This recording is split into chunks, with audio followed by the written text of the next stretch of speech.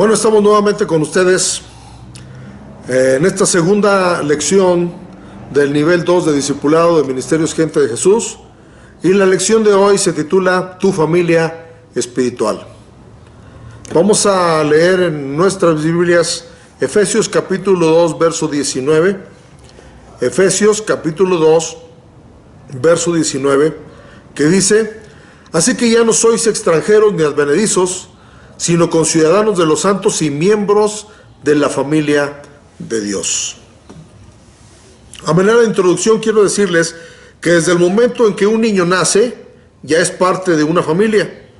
Los padres lo reconocen como hijo, los hermanos como hermano, los tíos como sobrino, los primos como primo, los abuelos como nieto, etc. Al momento de nacer el bebé no tiene una conciencia clara de lo que él es y de quiénes son los que lo rodean, aunque sean parte de su familia. El bebé necesita crecer en el conocimiento de quién es su familia.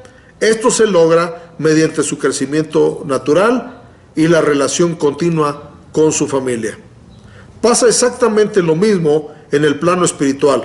Cuando una persona recibe a Cristo en el corazón, desde ese momento nace y es reconocida dentro de la familia de Dios, pero ahora es necesario que crezca y se relacione con la misma familia para reconocerla adecuadamente. Entonces, por eso el tema de hoy es tu familia espiritual, porque a veces no entendemos los títulos en la iglesia, como pastor, como apóstol, como evangelista, maestro, como profeta, que son parte de la familia, pero no sabemos cómo relacionarlos o cuál es la función de cada uno de ellos. Y vamos a mirar el punto número 1. Jesucristo es la cabeza de esta familia, y todos los que le reciben en su corazón son nuestros hermanos. Entonces, la cabeza de la iglesia es Cristo, y nuestros hermanos son todos los que han recibido a Cristo como su Salvador. Vamos a mirar Efesios capítulo 1 verso 22. Efesios 1, 22 dice así: Y sometió todas las cosas bajo sus pies, y lo dio por cabeza sobre todas las cosas a la iglesia. Entonces, Jesús es la cabeza de la iglesia, que nosotros tenemos que tener bien seguro, ¿verdad? ¿Quién es nuestra cabeza? La segunda cosa es que cada persona cristiana es un hermano en la fe. Romanos capítulo 8, verso 29. Romanos 8, 29 dice: Porque a los que antes conoció, también los predestinó para que fuesen hechos conforme a la imagen de su Hijo, para que Él sea el primogénito entre muchos hermanos. Entonces imagínense, es una familia grande. Saber que todos los que han aceptado a Cristo como Salvador son nuestros hermanos y están en todo el mundo, nos debe dar una gran alegría, porque tenemos familia en todos los lugares. Entonces la cabeza de la familia es Cristo, pero todos los que han recibido a Cristo son nuestros hermanos. Y como hermanos, como parte de la familia, debemos preocuparnos los unos por los otros. Dice la palabra de Dios en el libro de los Hechos, capítulo 15, verso 32 al 36. Hechos, capítulo 15, verso 32 al 36. Dice: Y Judas y Silas, como ellos también eran profetas, consolaron y confirmaron a los hermanos con abundancia de palabra, y pasando algún tiempo ahí, fueron despedidos en paz por los hermanos para volver a aquellos que los habían enviado. Mas a Silas le pareció bien el quedarse ahí, y Pablo y Bernabé continuaron en Antioquía, enseñando la palabra del Señor y anunciando el evangelio con otros muchos. Después de algunos días, Pablo dijo a Bernabé: Volvamos a visitar a los hermanos en todas las ciudades en que hemos anunciado la palabra del Señor, para ver cómo están. Es bien importante saber que como familia nos tenemos que preocupar los unos por los otros. No vamos a nuestro lugar de reunión nada más para socializar, ni para mirar cómo vino vestido fulano, sutano, sino para saber cómo están, en qué podemos ayudar, preocuparnos los unos con los otros, y ese ejemplo nos lo dejaron los apóstoles que visitaban los hermanos, ¿verdad? Entonces, esta familia en la cual usted y yo pertenecemos tiene una estructura de autoridad. Es decir, tenemos que reconocer cada puesto en la estructura de autoridad en la familia espiritual. Y esa estructura está basada en 5 ministerios que el Señor Jesucristo dejó para la edificación de la iglesia o de la familia. Vamos a ver Efesios capítulo 4, verso 11. Efesios capítulo 4, verso 11. Dice así: y él mismo constituyó a unos apóstoles, a otros profetas, a otros evangelistas, a otros pastores y maestros. Entonces, la iglesia tiene 5 ministerios que están puestos para la edificación de la familia o del cuerpo de Cristo, que más adelante miraremos cuál es la función de cada uno de ellos. Pero también hay hermanos mayores. Los hermanos mayores en una familia natural a veces sirven como de ejemplo para los hijos que vienen después, lo toman como modelo. Y en la Biblia encontramos a los hermanos mayores. Vamos a ver Hechos 14:32. Hechos 14:32 dice así: y constituyeron ancianos en cada iglesia, y habiendo orado con ayunos, los encomendaron al Señor en quien habían creído. Cuando se refiere a ancianos, no se refiere a viejitos físicamente, se refiere a gente con experiencia, gente que tiene ya tiempo en el camino de Dios. Por eso les llamamos aquí hermanos mayores, a los cuales puede uno acercarse para que nos ayuden y también imitar su fe, imitar la forma de adorar, imitar todo lo que ellos hacen de una forma correcta. Estos ancianos se tenían en doble honor, dignos de doble honor. Vamos a mirar 1 de Timoteo 5:17. 1 de Timoteo 5:17. Dice: los ancianos que gobiernan bien sean tenidos por dignos de doble honor, mayormente los que trabajan en predicar y enseñar. Entonces, estos hombres, estas personas pueden ser también mujeres, deben ser tenidas en doble honor, porque son los mayores, ¿verdad? Son como nuestros hermanos mayores, en los cuales podemos recargarnos, apoyarnos, ¿verdad? Vamos a leer Tito capítulo 1, verso 5. Tito 1:5 dice: por esta causa te dejé en Creta para que corrigieres lo deficiente y establecieses ancianos en cada ciudad, así como yo te lo mandé. La preocupación del apóstol era que hubiera gente con experiencia encargados de las obras, ¿verdad? Y dice que estableció en Creta, dejó ahí personas o ancianos, y no solamente en Creta, sino en cada ciudad. Así que cada vez que tengamos la oportunidad de encontrar a otra persona que como nosotros ha entregado el corazón a Jesucristo, no dudemos en reconocerle como parte de la familia de Dios y como un hermano en la fe de Jesucristo. Acuérdense que somos una gran familia, una familia espiritual. La familia espiritual, la familia de Dios. Vamos a mirar un poquito la función de los 5 ministerios, como en la estructura de autoridad. Primeramente, los apóstoles. ¿Quiénes son los apóstoles? Los apóstoles son hombres que por su autoridad espiritual son como pastores de otros pastores, fundadores de las iglesias, gente con mucha experiencia espiritual y con una profunda relación con Dios para recibir de Dios, le da instrucciones para la iglesia. Los profetas. ¿Quiénes son los profetas? Hombres constituidos por Dios para traer un mensaje de exhortación o de juicio de parte de Dios sobre su pueblo.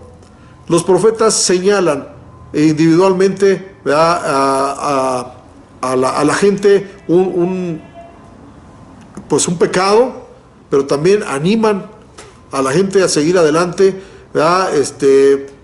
Anuncian cosas que Dios quiere, porque los profetas son, como podemos decirlo así, el que está en medio de entre Dios y el pueblo. Dios habla al profeta y el profeta habla al pueblo.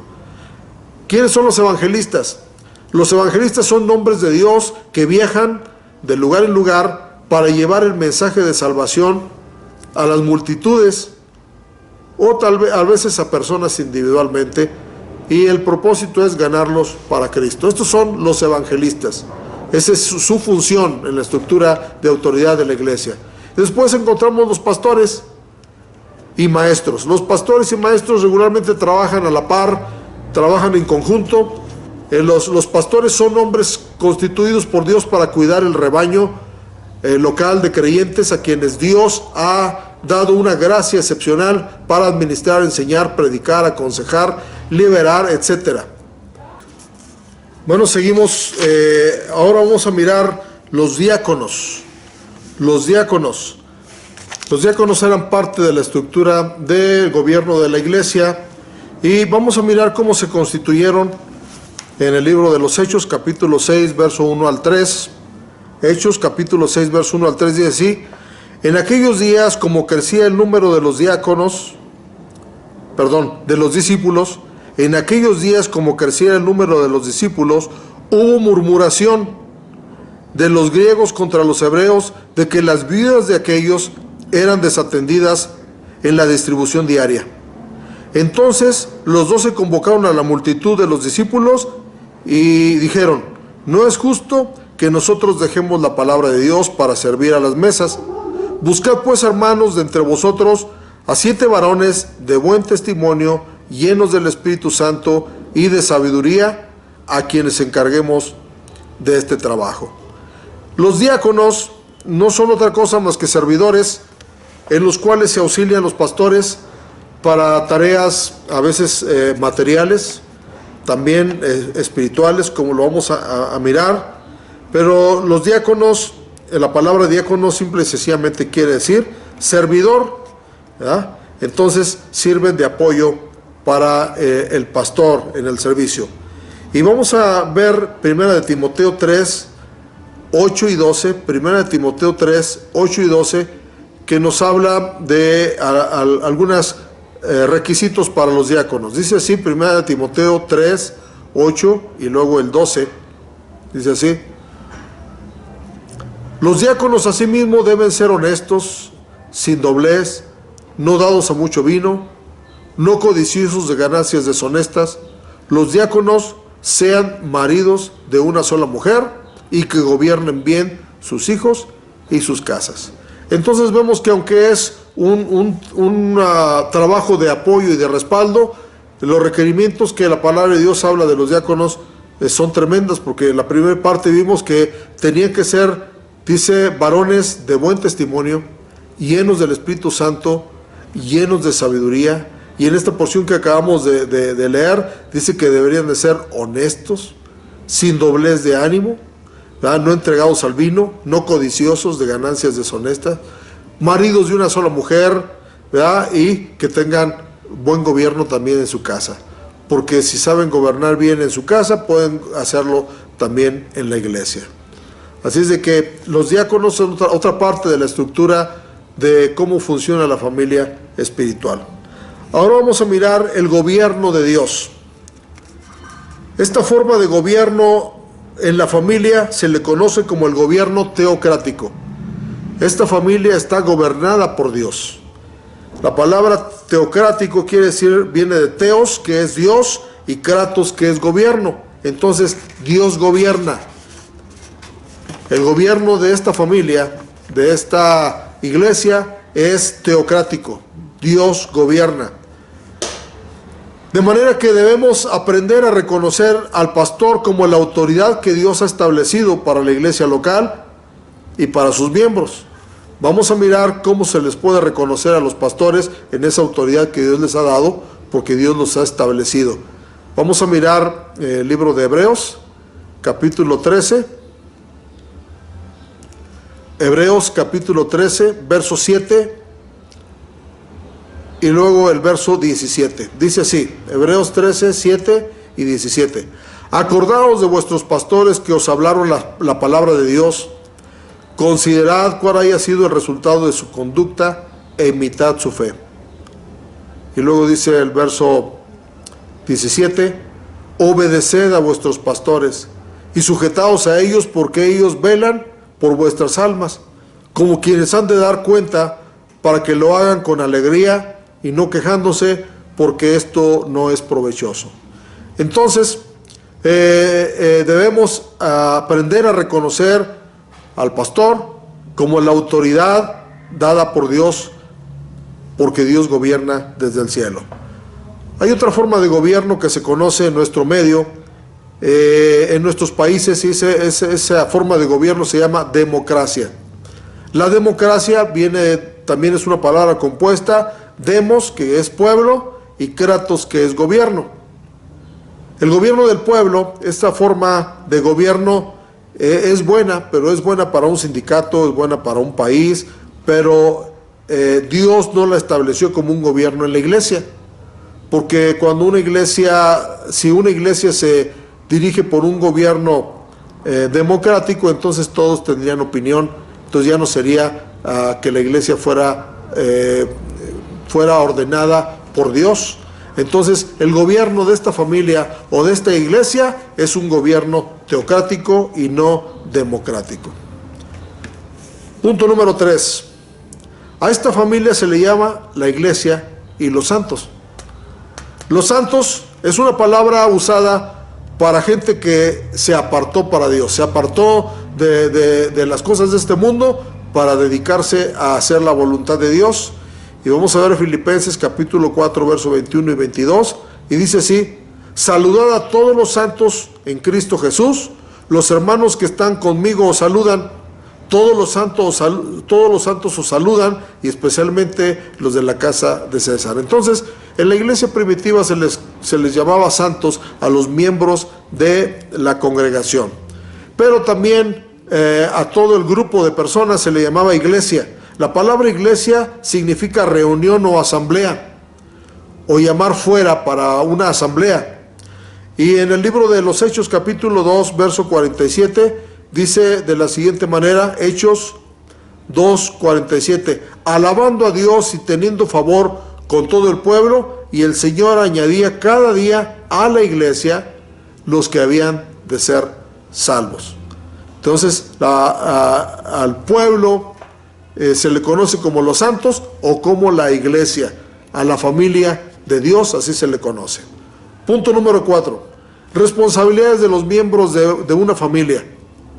Dice: ningún padre de familia se gozaría si su hijo le dice: papá, he decidido nunca estudiar, nunca trabajar, y solo quiero vivir en la casa comiendo y durmiendo. Lo más seguro será que el padre no esté de acuerdo con esta forma de pensar de su hijo. Por lo contrario, le ordenará que se ponga a estudiar y a trabajar. Cada padre de familia espera que sus hijos estudien, terminen una carrera y sean prosperados. De esta misma forma, nuestro Dios, que es nuestro Padre Celestial, quiere vernos crecer, quiere vernos con responsabilidad. Y vamos a mirar, como inciso A, que debemos responsabilizarnos primeramente en nuestro desarrollo. Como un hijo tiene que estudiar, ir a la escuela, para su desarrollo intelectual, nosotros también tenemos que preocuparnos o responsabilizarnos de nuestro desarrollo espiritual. Segunda de Pedro, capítulo 3, verso 18, dice así: antes bien, creced. Segunda de Pedro 3, 18, antes bien creced en la gracia y en el conocimiento de nuestro Señor y Salvador Jesucristo. A Él sea gloria ahora y hasta el día de la eternidad. Amén. Entonces, cada miembro de esta familia espiritual debemos responsabilizarnos de nuestro desarrollo espiritual y desarrollar nuestra vida espiritual creciendo, entonces empezamos a poner a la orden de la familia nuestros talentos, nuestras habilidades. Dice: para que la familia sea fuerte y se desarrolle en victoria, en esta familia todos podemos hacer algo anteponiendo el amor fraternal. Primera de Corintios capítulo 12, todo el capítulo nos habla de que la iglesia somos un cuerpo.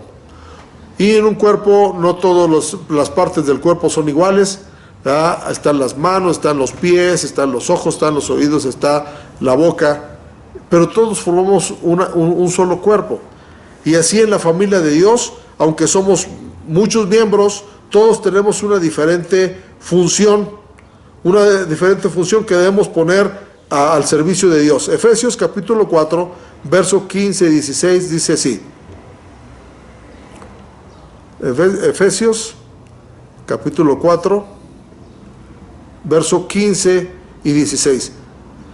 Sino que siguiendo la verdad en amor, crezcamos en todo en aquel que es la cabeza, esto es Cristo, de quien todo el cuerpo, bien concertado y unido entre sí, por todas las coyunturas que se ayudan mutuamente, según la actividad propia de cada miembro, recibe su crecimiento para ir edificándose en amor. Entonces todos tenemos que trabajar según la actividad propia de cada uno. En una familia, el papá tiene una función, la mamá tiene una función, los hijos tenemos una función, y cuando juntamos todas las funciones, todos hacemos un hogar, todos aportamos nuestros talentos, nuestras habilidades, haciendo el quehacer, participando económicamente, en muchas maneras, pero cada quien hace su función. Otro verso que nos habla de esto es Romanos capítulo 12, verso 4 y 5. Dice, porque de la manera que en un cuerpo tenemos muchos miembros, pero no todos los miembros tienen la misma función, así nosotros, siendo muchos, somos un cuerpo en Cristo y todos miembros los unos de los otros. No podemos decirle a un miembro que no lo necesitamos, porque somos parte de un todo. Y pues como parte de un todo, necesitamos nosotros poner nuestros talentos, nuestras habilidades al servicio de la familia, al servicio de la familia de Dios, de la iglesia, para que todos saquemos adelante esta familia. Y bueno, para fortalecer esta familia necesitamos nuestra presencia en la familia. Necesitamos congregarnos. Hebreos 10, 23 al 25 dice así: mantengamos firmes sin fluctuar la profesión de nuestra esperanza, porque fiel es el que prometió, y considerémonos unos a otros para estimularnos al amor y a las buenas obras, no dejando de congregarnos como algunos tienen por costumbre, sino exhortándonos, y tanto más cuando veis que aquel día se acerca. Es muy importante para la familia de Dios las reuniones. Estas reuniones donde podemos tener un ambiente de alabanza, donde podemos adorar a Dios juntos, escuchar un consejo de la palabra de Dios a través de la predicación que va a fortalecer nuestra vida espiritual. Entonces, para fortalecer nuestra vida espiritual necesitamos congregarnos, ir al lugar de reunión donde Dios nos ha puesto para fortalecernos y desarrollarnos en la vida cristiana. Pero también debemos apoyar no solamente en trabajos materiales, sino en aportaciones, que en la familia espiritual se llaman diezmos y ofrendas. Como cada familia necesita recursos financieros para vivir, también la familia de Dios necesita. Y esto es mediante diezmos y ofrendas. Vamos a ver Deuteronomio, capítulo 12, verso 11. Dice, y al lugar que Jehová vuestro Dios escogiere para poner en él su nombre, ahí llevaréis todas las cosas que yo os he mandado, vuestros holocaustos, vuestros sacrificios, vuestros diezmos, las ofrendas elevadas de vuestras manos, y todo lo escogido de los votos que habéis prometido a Jehová. Entonces, Dios ha puesto esta familia, la iglesia, como el lugar donde Dios ha escogido para que ahí llevemos, dice ahí, todas las cosas que Él nos ha mandado. Y ello incluye, dice al final, los diezmos y las ofrendas elevadas de nuestras manos. Pero también, ¿verdad?, dice ahí, los holocaustos, vuestros sacrificios, la alabanza a Dios, todo lo tenemos que llevar delante de Dios. Muy bien. Malaquías capítulo 3, verso 10. Malaquías capítulo 3, verso 10, dice la palabra de Dios: ¿robará el hombre a Dios? Pues vosotros me habéis robado. ¿Y en qué te hemos robado? Pues en vuestros diezmos y en vuestras ofrendas. Malditos sois con maldición, porque toda la nación me habéis robado. Es lo que dice la palabra de Dios en Malaquías capítulo 3, verso 10. Y podemos ver muchos versos más donde Dios nos pide que nosotros tenemos que aportar para la familia en la que estamos. Punto número 5. Debemos engrandecer la familia también. ¿Cómo se engrandece nuestra familia espiritual?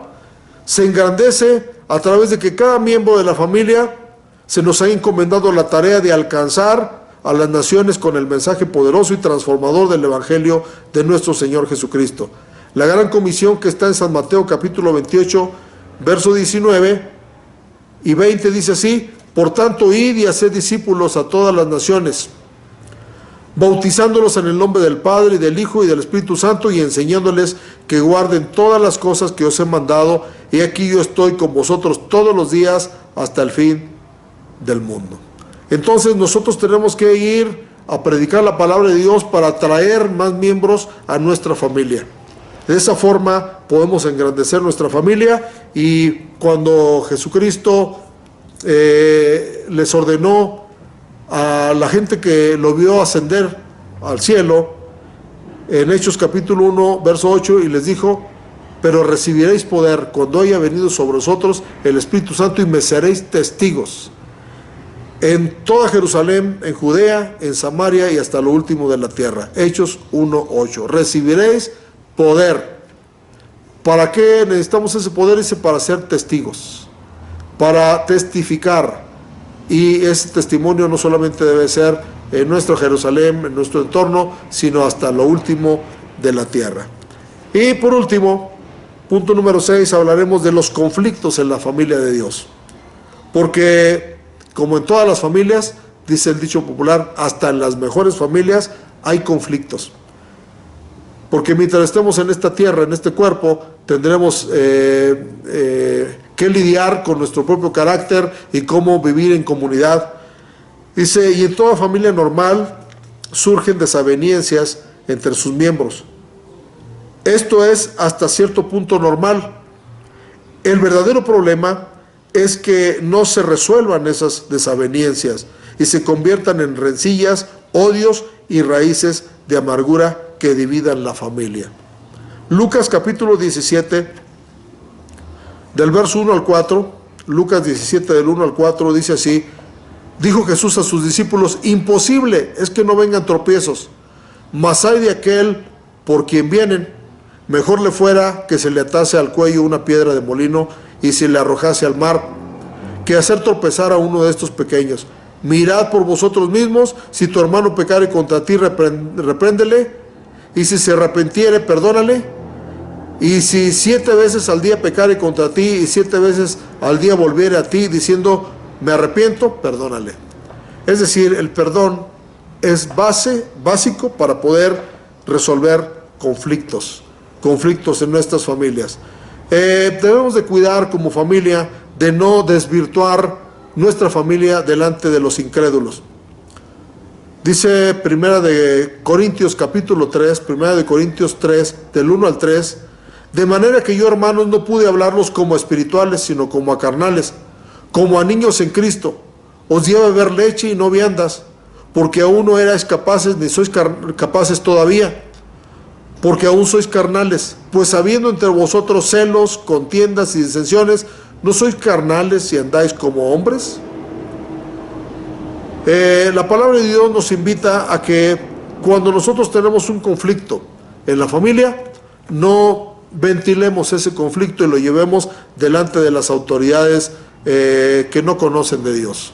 Siempre Dios levantará gente sabia en las congregaciones que sirvan como mediadores, que sirvan como conciliadores, a los cuales hay que acercarnos. Si usted llega a tener un conflicto con la familia de Dios, que es su familia, usted necesita buscar gente sabia y buscarle una solución. Aprender a perdonar. Debemos cuidar siempre que el nombre de Cristo no sea blasfemado, es decir, rebajado, maldecido, burlado por los incrédulos. Porque usted tiene un conflicto en la iglesia y luego va y lo comenta con gente que no conoce de Dios, no le va a quedar ganas de venir a la iglesia, de añadirse a esta familia espiritual. Entonces tengamos mucho cuidado de no ventilar problemas de esta familia con gente incrédula. Recuerden un dicho popular que dice que la ropa sucia se lava en casa, y la lava la sangre de Cristo a través de perdón de pecados, ¿verdad? Perdonarnos unos a otros también. Conclusión: el desafío para cada cristiano es vivir de acuerdo a las normas de nuestro Padre y en completa armonía con nuestros hermanos en Cristo. Entonces, si nosotros llegamos a esta familia, recuerde que esta familia tiene sus normas, tiene su estructura de autoridad a la cual hay que estar sujetos, pero también vivir en armonía con nuestros hermanos. No hay cosa mejor que disfrutar de la hermandad, de disfrutar de la compañía de los hermanos, y tenemos nosotros que perdonarnos, sobrellevarnos, animarnos unos a otros para fortalecer nuestra familia. Si es que vamos a terminar aprendiendo un texto bíblico para que usted lo lleve de memoria en esta lección 2 de nuestro nivel 2 de discipulado, gente de Jesús, que se llama Tu Familia Espiritual. Y el texto a memorizar es con el que empezamos. Efesios capítulo 2, verso 19. Efesios 2, 19. Dice así: que ya no sois extranjeros ni advenedizos, sino conciudadanos de los santos y miembros de la familia de Dios. ¿Lo repetimos todos juntos? Efesios capítulo 2, verso 19, dice así, todos unidos: así que ya no sois extranjeros ni advenedizos, sino conciudadanos de los santos y miembros de la familia de Dios. Efesios 2, 19. Que Dios les bendiga, les animamos a perseverar. Nos estamos viendo en la próxima lección. Denle una repasada a esta lección y disfrute de la familia espiritual. Dios les bendiga.